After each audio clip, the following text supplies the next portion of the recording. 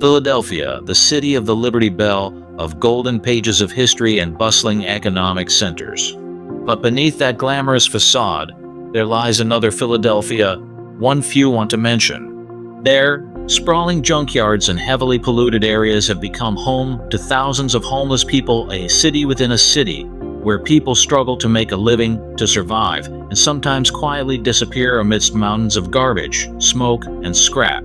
In the morning, under a gray and murky sky, convoys of garbage trucks pour into the junkyards of North and West Philadelphia. Harsh, jarring sounds echo, bulldozers roaring, metal clashing, mixed with the chilling cries of crows. Amidst this scene, small families huddle inside makeshift tents, cooking with burning plastic, inhaling streams of toxic smoke. Children run around piles of scrap in place of playgrounds, their eyes both curious and bewildered, reflecting a dim and uncertain future.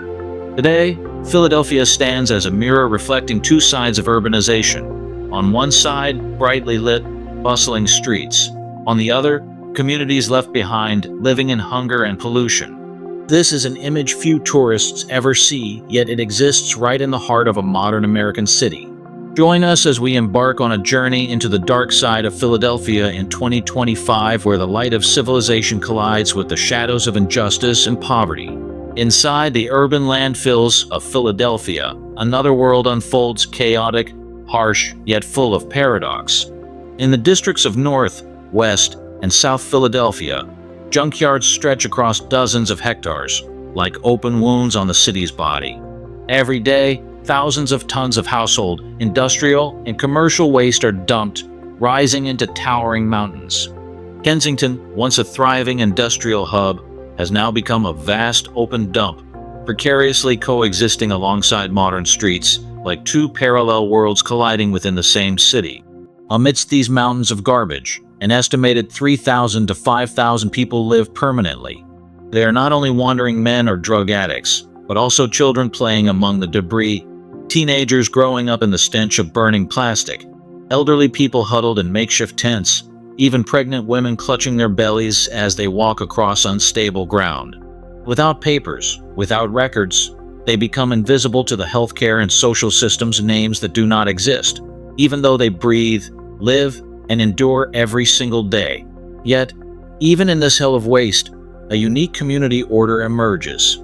Among piles of wood scraps and rusted metal sheets, makeshift food stalls are set up, selling items salvaged from the trash. Amidst the scattered debris, some nonprofit organizations pitch tents and establish small classrooms, giving children the chance to hold a book instead of a plastic bottle. Some shacks are stacked with burlap sacks, rising into fragile three-story houses, fragile yet resilient, just like the fate of their residents. The air here is suffocating, like an invisible curtain pressing against the chests of newcomers.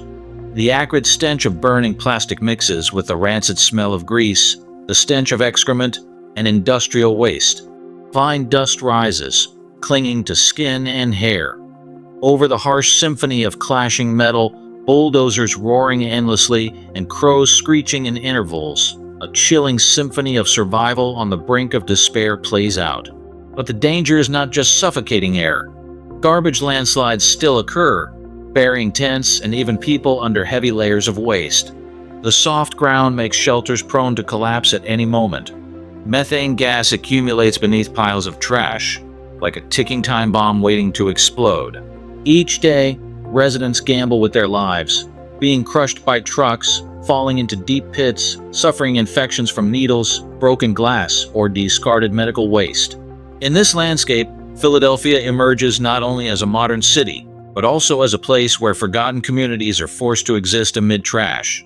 Here, the line between life and death is measured in just a few steps, fragile, precarious, and filled with injustice.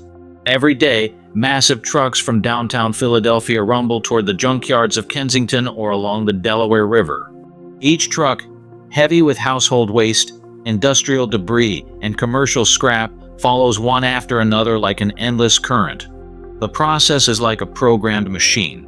Trucks unload, a bulldozers flatten, a waste is compacted, then piled into a new mountain. One garbage mountain rises upon another, day after day, growing higher and wider, as if the city itself were building its own towers of waste.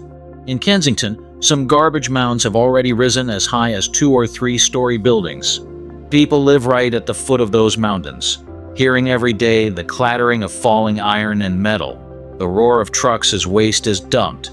The flimsy ground beneath their tents trembles, like a reminder that at any moment everything could collapse upon them. Meanwhile, on the other side of the city, new skyscrapers continue to rise, their glass gleaming, challenging the sky. A stark paradox. On one side, towers of steel and glass. On the other, the poor forced to live beneath towers of trash. Yet, the story does not end with the silent swelling of garbage. It is also a danger etched deep into the environment and the human body. Methane gas accumulates under layers of compacted waste, ready to explode at any time. Trash fires are not uncommon. Flames ignite from plastic, paper scraps, medical waste, spewing thick, black smoke loaded with dioxins and toxic chemicals. Winds carry the fumes everywhere, seeping into makeshift camps, leaving children and the elderly coughing violently through the night. Trees around the area wither. Rivers turn murky and foul. In chicken eggs, vegetables, and even fish caught near the landfills, toxin levels far exceed safety standards, finding their way onto the plates of the poor, who have no other choice. Thus, Philadelphia is not only a city of green parks and dazzling squares, but also one of breathing trash mountains, swelling every day, smoking, releasing poison, pressing down on the lives of the vulnerable. Trash never truly disappears.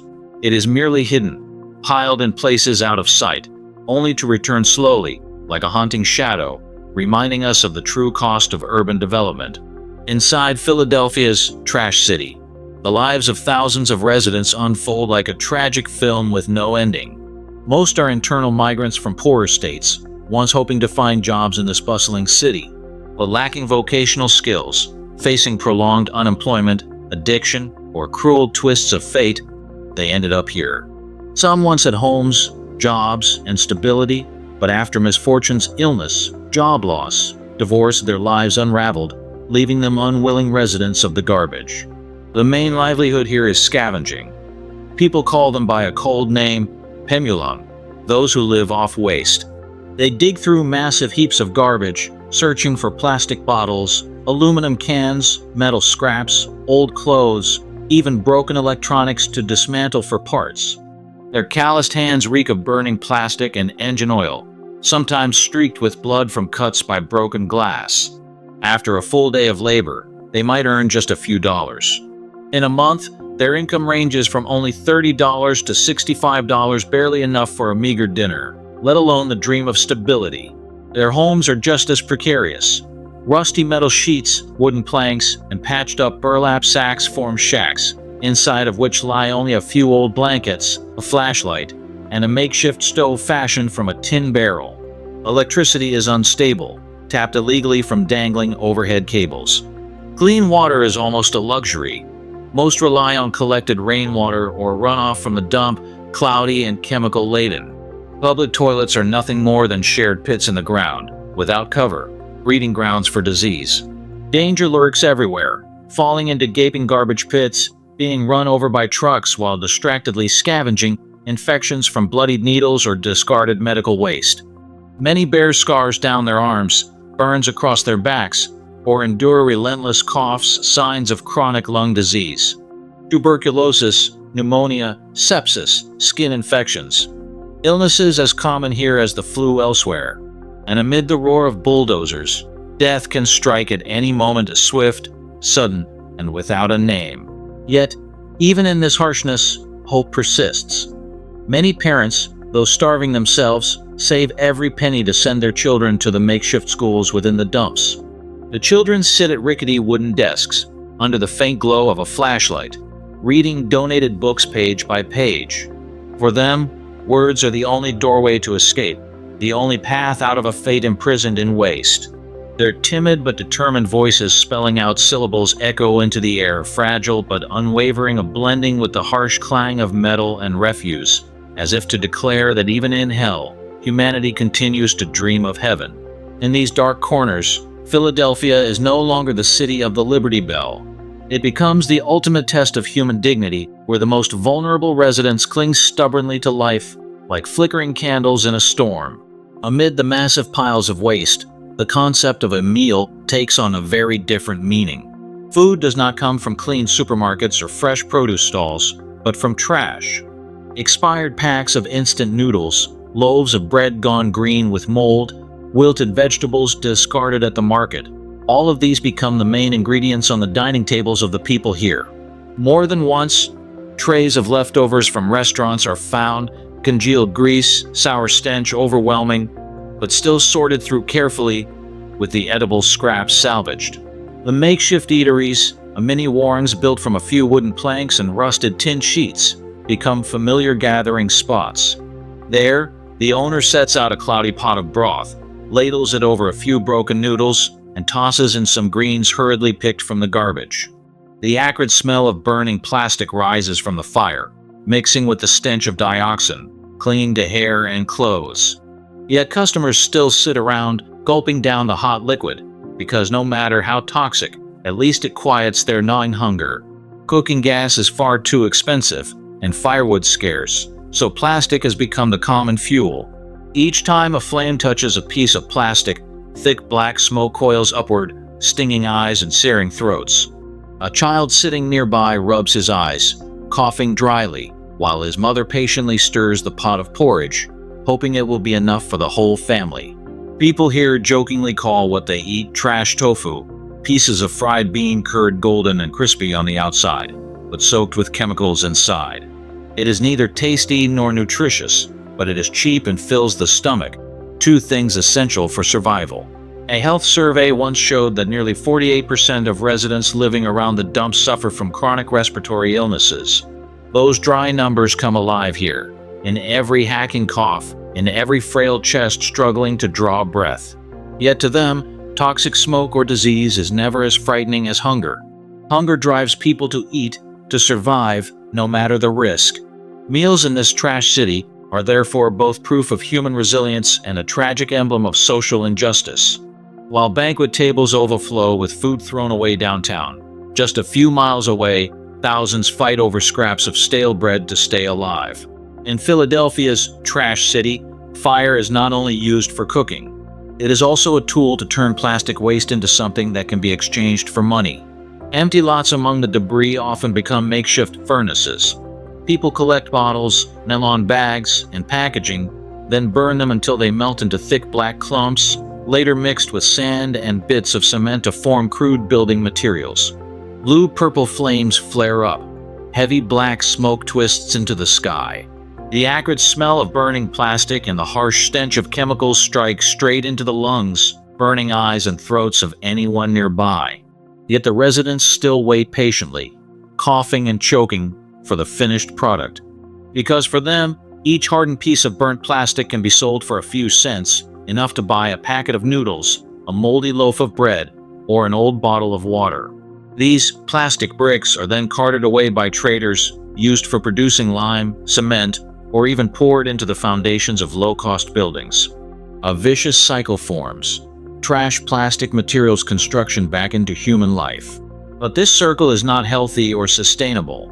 With every batch of plastic burned, dioxins, furans, and heavy metals seep into the soil, leak into the water, and return in the eggs, vegetables, and fish around the area. People eat what they themselves have burned, drink the very water they have poisoned. Environmental experts have warned, the levels of dioxins measured in chicken eggs raised near landfills are many times higher than the World Health Organization's recommended limits. Yet here, such warnings feel distant compared to the immediate terror of an empty stomach. A mother still offers her child a bowl of rice laced with the smoke of burning plastic. A father still tosses another piece of plastic into the fire to keep the flames alive. Everything happens naturally, repetitively, like a survival instinct turned into routine. While the central districts glow brightly with luxury restaurants, just a few miles away the meals, and even the building materials, of an entire community are sustained by the black smoke of burning plastic waste. This is the stark paradox of Philadelphia, a city of freedom and progress, but also a city where human life is trapped in a toxic cycle, one that seems almost impossible to break. From a distance, Philadelphia still dazzles, like a painting where the ancient blends with the modern. Skyscrapers stretch skyward, shopping centers glow with lights all night, historic squares and museums are restored to serve as national pride. Yet, to keep the city's facade clean and beautiful, its backstage is heaped with mountains of garbage, pushing thousands of people to society's lowest depths. It is a hidden but brutal price for unbalanced development. Every day, Philadelphia produces thousands of tons of new waste. Most of it is sent to the outskirts, swelling into enormous mounds that the poor must live beside. While the wealthy enjoy fresh air in renovated old quarters, the poor inhale burning plastic, eat vegetables poisoned with toxins, and drink water laced with chemicals from the landfills. Urbanization, seemingly the symbol of civilization, here becomes a burden dumped directly onto the backs of vulnerable communities. Children are the ones who suffer most. Instead of laughter on playgrounds, their childhood is swallowed by the roar of bulldozers and the thunder of garbage trucks. Many leave school early or grow up in such a toxic environment that their brains are affected, struggling to focus, prone to developmental disorders. Instead of books, what they know best are nylon bags, plastic bottles, and empty cans scavenged from the trash. Medical statistics show residents living around Philadelphia's dumps suffer respiratory illnesses at 3 times the national average. Skin diseases, digestive disorders, and even mental illnesses are sharply higher. These ailments not only eat away at their bodies, but also gnaw at their spirits, making them feel abandoned and forgotten in the very city they call home. From afar, Philadelphia still appears as a city of history and knowledge. But looking closer, beneath the shimmering lights lies the darkness of people pushed to the margins. That is the paradox. The faster development grows, the deeper society's cracks become. The real cost of urbanization is not measured only in GDP figures or towering skyscrapers, but in the lives, health, and dignity of those living amid the waste. Living in trash is not only a physical struggle, but also a festering wound in the souls of Philadelphia's residents. Every day, they awaken to the stench of burning plastic, open their eyes to mountains of piled-up refuse, and walk among broken needles and shards of glass. The feeling of being surrounded by death quietly erodes their spirits. Many live in constant tension, anxiety, even panic, triggered by the sudden explosion of a garbage fire or the crashing roar of a dump truck right beside their tents. Rates of mental disorders in these areas are 4 to 5 times the national average. Depression, anxiety, and hallucinations from substance abuse have become common ailments. Many have witnessed loved ones buried alive in garbage landslides, or lost them after a single cough from pneumonia. Those memories turn into psychological scars, condemning them to an unending nightmare. Children growing up here also endure immeasurable psychological impacts. They learn to distinguish the smell of burning plastic before they ever learn the alphabet. They become more familiar with the chilling cries of crows than with the ringing of school bells. Many struggle to concentrate, have poor memory, or drop out of school altogether. Their childhood is shaped not by the colors of a rainbow, but by the heavy gray tones of smoke and waste. Even so, within the darkness, there are still rays of human compassion. In this community, people are not wealthy, they have no abundance, yet they are willing to share a bowl of rice, a handful of vegetables, or a pill with one another. When someone falls ill, neighbors gather a few antibiotics salvaged from the trash. When children long to learn letters, those who can read teach them by the faint glow of a flashlight inside a tent. This community, fragile as it is, becomes the place where they find support to survive. People call it the survivor's community, an improvised society, built from fragments of despair. It is not perfect, it lacks in every way, but it is bound together by threads of humanity. Here, compassion is the only thing that cannot be buried beneath the garbage. Philadelphia, in these dark corners, reveals a heartbreaking paradox. Material development without social development creates deep fissures in the human spirit. And here, those fissures are etched clearly in anxious eyes, in weary sighs, in the endless nightmares borne by the landfill's residents. Amid Philadelphia's towering mountains of waste, individual lives appear small, fragile, yet more haunting and moving than any statistic could convey. In a corner of Kensington lives Maria's family, a 27-year-old mother with hair matted by smoke. She has built a shack from burlap sacks and rotting wood, shelter for her 3 young children. Every morning, Maria lights a fire with plastic, quickly cooking a thin pot of porridge for them. Her youngest, just 2 years old, coughs constantly, eyes red from the fumes, yet clutches a ragged teddy bear scavenged from the dump as if it were treasure. Maria says her only dream is for her children to attend school, to escape the house of garbage they are growing up in. Not far away, a makeshift classroom has been set up inside a rusted shipping container. The teacher is Thomas, a former drug addict who has reformed, now volunteering to teach children the alphabet and simple arithmetic. In the dim space, under the flicker of a flashlight, the children sound out syllables. Amid the rumble of garbage trucks, their trembling but determined voices rise, affirming that hope has not been extinguished. Down an alley heavy with the smell of oil, we meet David, a 68-year-old former steelworker. After the factory closed, he lost his job, then his home, and finally drifted here. His body bears rashes from chemical exposure. His legs tremble from lung disease, yet he still collects aluminum cans daily to sell for a few dollars, enough to buy medicine. In his raspy voice he says, "I once stood on the steel production line. Now I dig through trash. The city changed, and I was left behind." The stories of pregnant women here are even more heartbreaking. Sarah, 32, 9 months along, lives in a shack by the dump. No hospital records her name. No doctor monitors her pregnancy. She knows her child may be born into the fumes of burning plastic and toxic smoke, but she still hopes he'll be stronger than his mother and get out of here. These stories, small yet searing, weave together into the broader portrait of Philadelphia in shadow. They show that behind the dry statistics of thousands of homeless people are flesh and blood human beings, with dreams, pain, and hope. And it is these lives that force us to ask, why, in a modern American city of 2025, are people still born, growing up, and aging amid mountains of waste? Philadelphia cannot forever hide the fractures beneath its gleaming facade. Because the dumps are not merely temporary shelters for forgotten communities. They are the source of a chain of consequences, silently gnawing at the entire city. The air around the landfills is always thick with the stench of burning plastic and chemicals. Black smoke rises, clinging to walls, seeping into lungs. Doctors at charity clinics report that rates of pneumonia, tuberculosis, and other respiratory illnesses among residents near the dumps are 3 to 4 times the national average. Skin conditions are another constant affliction. Rashes, allergies, infections from contact with medical waste and industrial chemicals. In some cases, even blood poisoning has resulted from a single cut while scavenging metal. The soil and water cannot escape destruction either. Leachate seeps deep into the ground, carrying heavy metals and toxins. Small rivers that run through these areas turn color. Fish float dead on the surface, while vegetables grown in nearby plots absorb poison. One independent study found that dioxin levels in eggs from chickens raised near landfills far exceeded safety standards. This means that what people consume is, in essence, disease nourished by garbage. Society, too, feels the direct impact.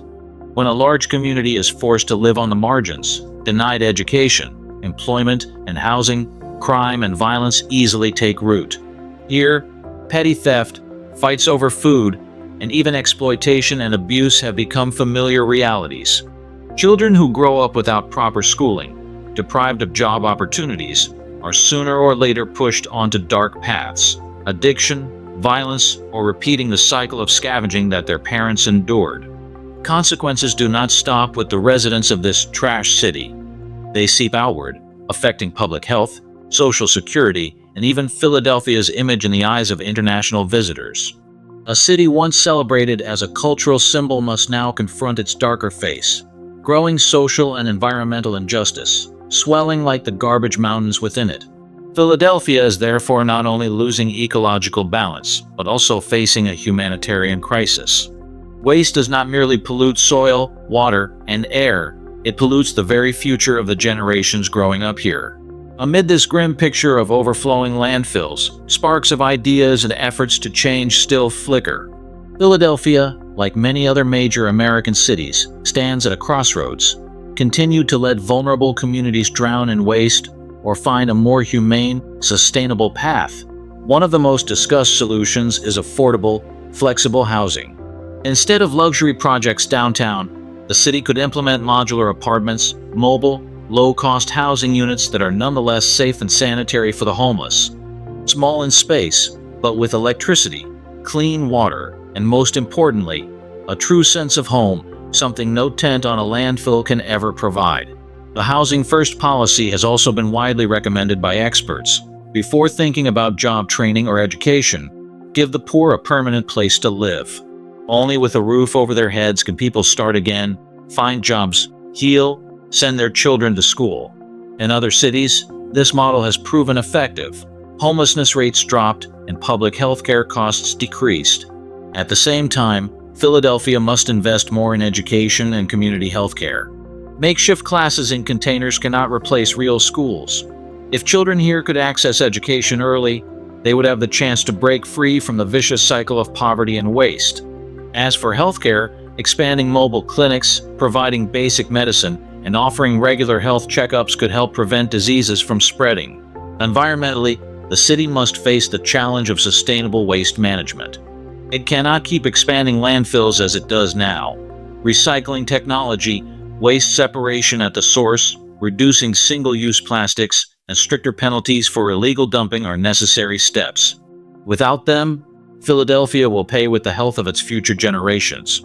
Of course, every solution requires resources, policy, and persistence.